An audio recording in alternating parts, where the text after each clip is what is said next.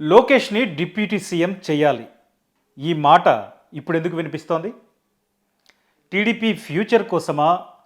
లేక పవన్ కళ్యాణ్‌ని తగ్గించేందుకా?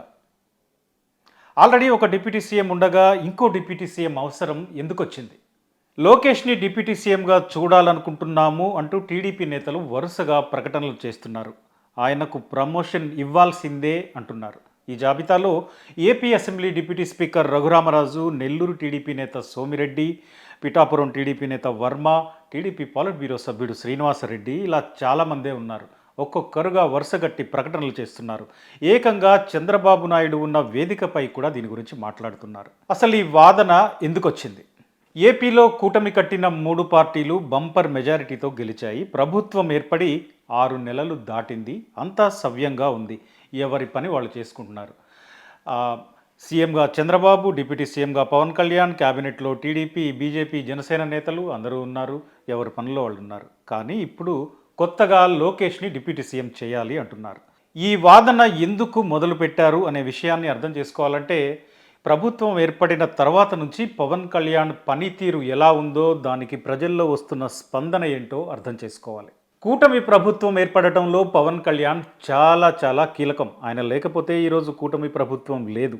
ఎందుకంటే Chandrababu Naidu one side love అంటూ జనసేన గురించి ప్రకటన చేసిన విషయం అందరికీ గుర్తుండే ఉంటుంది. అటు ఏపీ బీజేపీ నేతలు టీడీపీతో కూటమి కట్టేది లేదు అని మాట్లాడిన మాటలు గుర్తుండే ఉంటాయి. ఇట్లా 2 పార్టీలు ఎడమొహం పెడమొహంగా ఉన్న సమయంలో ఆ రెండింటిని తీసుకొచ్చి జగన్ వ్యతిరేక ఓటు చీలనిచ్చేది లేదు, మేము ముగ్గురం కలిస్తే జగన్ని ఓడిస్తాం అని నమ్మి దాని గురించి అనేకసార్లు ప్రకటనలు చేసి మాట్లాడి అందరినీ కలిపి ఒక్క దగ్గరికి తీసుకొచ్చారు పవన్ కళ్యాణ్. చంద్రబాబు రాజమండ్రి జైల్లో ఉన్నప్పుడు పరామర్శించడానికి వెళ్ళిన పవన్ కళ్యాణ్ బయటకు వచ్చిన తర్వాత కూటమి గురించి ప్రకటన చేశారు. బీజేపీని కూడా ఇందులో భాగం చేశారు. చెప్పినట్టుగానే జగన్ పార్టీని పాతాళానికి తొక్కుతాను అని ప్రకటనలు చేసినట్టుగానే తన పార్టీ పోటీ చేసిన 22 స్థానాల్లో 22 గెలిచి 100% స్ట్రైకింగ్ రేట్తో పొలిటికల్ పవర్ స్టార్ని కూడా అని అనిపించుకున్నారు పవన్ కళ్యాణ్. 2019లో పోటీ చేసిన 2 స్థానాల్లో ఓడిపోయిన పవన్ కళ్యాణ్ 2024లో ప్రభుత్వంలో అత్యంత కీలకంగా మారారు. సీఎం చంద్రబాబు నాయుడు తర్వాత స్థానం తనదే అని డిప్యూటీ సీఎం స్థానంలో ఉన్నారు. నిజానికి డిప్యూటీ సీఎం అనేది రాజ్యాంగబద్ధమైనది కాదు. కానీ డిప్యూటీ సీఎం అంటే డిప్యూటీ సీఎంఏ. ఆ గౌరవం ఇవ్వాల్సిందే, ఆ స్పేస్ ఇవ్వాల్సిందే. దానికి తగ్గట్టుగానే ప్రభుత్వంలో కూడా పవన్ కళ్యాణ్కి అదే ప్రాధాన్యత లభిస్తోంది. చంద్రబాబు నాయుడు అదే ప్రాధాన్యత ఇస్తున్నారు. ఇటు పవన్ కళ్యాణ్ కూడా స్వతంత్రంగా వ్యవహరిస్తూ పలు సందర్భాల్లో హైలైట్ అవుతున్నారు, సమీక్షలు చేస్తున్నారు, ప్రకటనలు చేస్తున్నారు. ఓ దశలో సొంత ప్రభుత్వంపై కూడా విమర్శలు చేశారు. హోంమంత్రి, పోలీసులపై కూడా విమర్శలు చేశారు. తానే స్వయంగా రంగంలోకి దిగాల్సి ఉంటుందని కూడా హెచ్చరించారు. ఇక కాకినాడలో సీజ్ ద షిప్ అంటూ చేసిన హడావుడి అందరికీ గుర్తుండే ఉంటుంది. తిరుపతిలో తొక్కిసలాట తర్వాత ఆయన స్వయంగా వెళ్ళి బాధితులను పరామర్శించి ప్రకటన చేసి క్షమాపణలు నేనే చెప్తున్నా మీకేమొచ్చింది అని టీటీడీ పాలకవర్గాన్ని, టీటీడీ అధికారులని హెచ్చరించారు.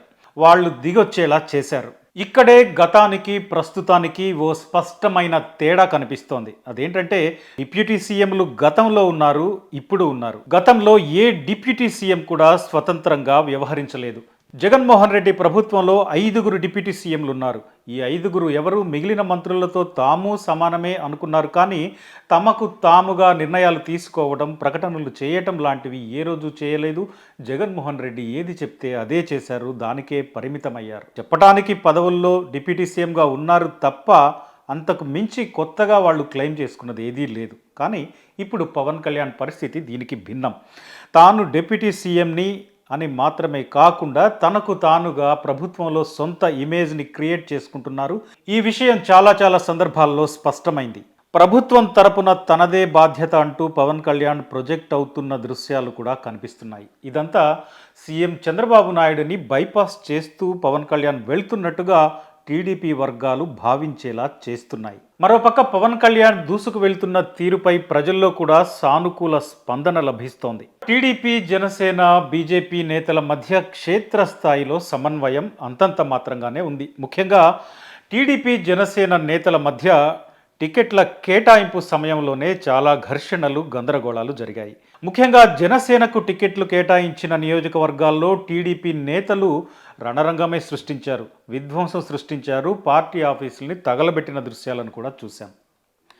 ప్రభుత్వం ఏర్పడిన 6-7 నెలల తర్వాత కూడా ఈ పరిస్థితిలో ఎలాంటి మార్పు లేదు. వాళ్ళ మధ్య సఖ్యత అంతంత మాత్రంగానే ఉంది. చాలా నియోజకవర్గాల్లో 2 పవర్ సెంటర్లు స్పష్టంగా కనిపిస్తాయి. అంటే 2 పార్టీలు ఎవరి ఉనికి కోసం వాళ్ళు ఆరాట పడుతున్నారు.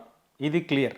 ఈ పరిస్థితిలో పవన్ కళ్యాణ్ ఇట్లాగే దూసుకెళ్తూ ఉంటే రేపటి రోజున మా పరిస్థితి ఏంటి, మన పార్టీ పరిస్థితి ఏంటి?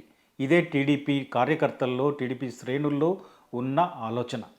ఎందుకంటే ఇప్పుడు చంద్రబాబు నాయుడు వయస్సు 74. వచ్చే ఎన్నికల సమయానికి ఆయన 79 ఏళ్లకు చేరతారు. ఏది ఎలా చెప్పుకున్నా వయసుకు సంబంధించిన పరిమితులు రావటం చాలా సహజం. అంటే టీడీపీ తర్వాతి నేతని తయారు చేసుకోవాలి, తర్వాతి నేతని ఇప్పటి నుంచే ప్రొజెక్ట్ చేయాలి, ఆ స్పేస్లో ఎవరుంటారు అనే దానిపై ఒక క్లియర్ స్టేట్మెంట్ ఇవ్వాలి. పార్టీలోనే కాదు, ప్రభుత్వంలో అధికారాన్ని చెలాయించటంలో కూడా ఆ నేతకు కీలకమైన స్థానం ఉంది అనే సంకేతాలను ఇవ్వాలి. ఆ కీలక నేత ఎవరు అంటే ఆబ్వియస్లీ నారా లోకేష్. ఇందులో ఎలాంటి సందేహం లేదు. ఇప్పుడు టీడీపీ నేతలు చేస్తున్న ప్రకటనలు కూడా ఇవే. ఓ పక్క పవన్ కళ్యాణ్ ఇట్లాగే దూసుకెళ్తూ ఉంటే ఈ ఎన్నికల్లో 22 సీట్లు పోటీ చేసి 22 గెలిచారు. వచ్చే ఎన్నికల నాటికి ఈ సంఖ్య 22గానే ఉంటుందా? 50, 100 ఇలా పెరిగే అవకాశం లేదా? ఖచ్చితంగా ఉంటుంది. అదే ఇప్పుడు టీడీపీ నేతల ఆందోళన. మరోపక్క పవన్ కళ్యాణ్ సీఎం కావాలి, ఆయన్ని సీఎంగా చూడాలనుకుంటున్నాము అనేది జన సైనికులు 10 ఏళ్లుగా చెప్పే మాట. అంతెందుకు, ఇప్పుడు లేటెస్ట్గా తిరుపతి జనసేన నేత కిరణ్ రాయల్ కూడా ఇదే ప్రకటన చేశారు. పవన్ కళ్యాణ్ని సీఎంగా చూడాలని 10 ఏళ్లుగా కోరుకుంటున్నామని, రాష్ట్రంలో ఉన్న బడుగు బలహీన వర్గాలు దీన్నే ఆశిస్తున్నాయని ఆయన ఓ ప్రకటన చేశారు. ఓ పక్క లోకేష్ని డిప్యూటీ సీఎంగా చేయాలి అని టీడీపీ వర్గాలు చెప్తున్న సమయంలోనే జనసేన నేత ఈ మాట చెప్పడం చాలా ఆసక్తికరమైన విషయం. సో పవన్ కళ్యాణ్ కూటమి ప్రభుత్వంలో భాగంగా ఉంటూనే తన సొంత ఇమేజ్ పెంచుకుంటూ జనాల్లోకి దూసుకెళ్తూ ఇమేజ్ పెంచుకునే సమయంలో చంద్రబాబు నాయుడు తర్వాత రాబోయే నేత ఎవరు, సీఎం స్థానంలో ఉండబోయేది ఎవరు అనే దానిపై ఇప్పటి నుంచే స్పష్టమైన సంకేతాలు ఇవ్వకపోతే తాము నష్టపోతాము అని టీడీపీ వర్గాలు ఆలోచిస్తున్నాయి. దీనికోసమే ఇప్పుడు లోకేష్ని డిప్యూటీ సీఎం చేయాల్సిందే అని బహిరంగ ప్రకటనలు చేస్తున్నారు. దీనిపై చంద్రబాబు సమక్షంలో కూడా మాట్లాడుతున్నారు.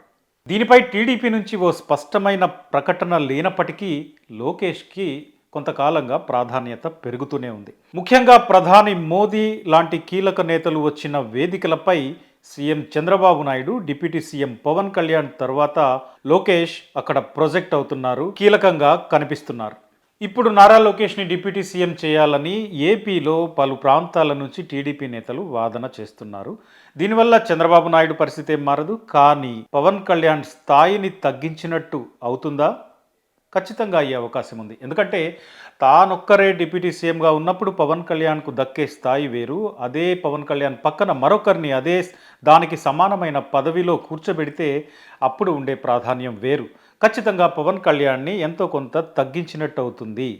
దీనివల్ల టీడీపీ భవిష్యత్ నాయకత్వాన్ని తయారు చేసుకోవటంతో పాటు కూటమిలో ఉన్న మిగతా పార్టీలను, అంటే జనసేనను, దూసుకెళ్తున్న జనసేనను కాస్తో కూస్తో కంట్రోల్లో పెట్టినట్టు అవుతుందని, పవన్ కళ్యాణ్కు చెక్ పెట్టినట్టు అవుతుందని టీడీపీ నేతలు భావిస్తున్నారు. ఈరోజు కూటమి అధికారంలో ఉంది అంటే దాని వెనుక పవన్ కళ్యాణ్ ఉన్నారు అనేది చాలా క్లియర్. ఎందుకంటే ఆయన పట్టుదలగా వ్యవహరించి ఉండకపోతే, మొండిగా వెళ్ళి ఉండకపోతే, బీజేపీ టీడీపీలను తీసుకొచ్చి ఒక దగ్గర కూర్చోబెట్టి కూటమిగా ఏర్పడి ఎన్నికలకు వెళ్ళి ఉండకపోతే 2019 ఫలితం రిపీట్ అవ్వటానికి అవకాశం ఉండేది. కానీ పవన్ కళ్యాణ్ అలా చేయలేదు. సీఎం అవ్వాల్సిన వ్యక్తి మరో పార్టీతో పొత్తు పెట్టుకుని తక్కువ సీట్లకు లిమిట్ అవ్వటం ఏంటనే దానిపై విమర్శలు వినిపిస్తున్నా ఎక్కడా వెనక్కు తగ్గలేదు. చంద్రబాబు నాయుడు అధికారాన్ని గౌరవిస్తాను, ఆయన నాయకత్వంలో పనిచేస్తాను అని స్పష్టమైన ప్రకటనలు చేసి కూటమి ఏర్పాటుకు కారణమయ్యారు. కూటమి అధికారంలో రావడానికి కీలక పాత్ర పోషించారు. ఇప్పుడు పవన్ కళ్యాణ్ని సీఎంగా చూడాలి అనుకున్న జన సైనికులు ఆయన్ని డిప్యూటీ సీఎంగా చూస్తున్నారు. అసంతృప్తి ఉన్నా పవన్ కళ్యాణే చంద్రబాబు నాయకత్వాన్ని అంగీకరించినప్పుడు జన సైనికులు విడిగా ఏం చేయలేరు కాబట్టి నిశ్శబ్దంగా ఉండొచ్చు. కానీ వారిలో పవన్ కళ్యాణ్ సీఎం అవ్వాలి అనే ఆలోచన పోలేదు. అది ఉంది, కంటిన్యూ అవుతుంది, భవిష్యత్తులో పెరుగుతుంది. ఇలాంటి సమయంలో పవన్ కళ్యాణ్కి డిప్యూటీ సీఎం పదవే తక్కువ అనుకునే జన సైనికులు ఆయన పక్కనే మరొకరికి అంటే నారా లోకేష్కి డిప్యూటీ సీఎం పదవిని ఇచ్చి కూర్చోపెడితే జన సైనికులు ఊరుకుంటారా? ఇది అంతిమంగా కూటమిలో మంటలు రేపకుండా ఉంటుందా? చూడాలి.